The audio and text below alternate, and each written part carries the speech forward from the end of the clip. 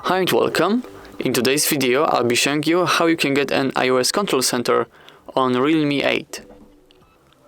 So first, open Google Play Store and look for Control Center iOS 14. Insert the first application that pops up. Wait for a short while. Open. Now you have to wait for a while for this application to load. Let the application be displayed over other applications. Swipe left, and then tap on this red button in the bottom right corner. Now there's an application, an advertisement. Simply skip it. And now the control center is enabled.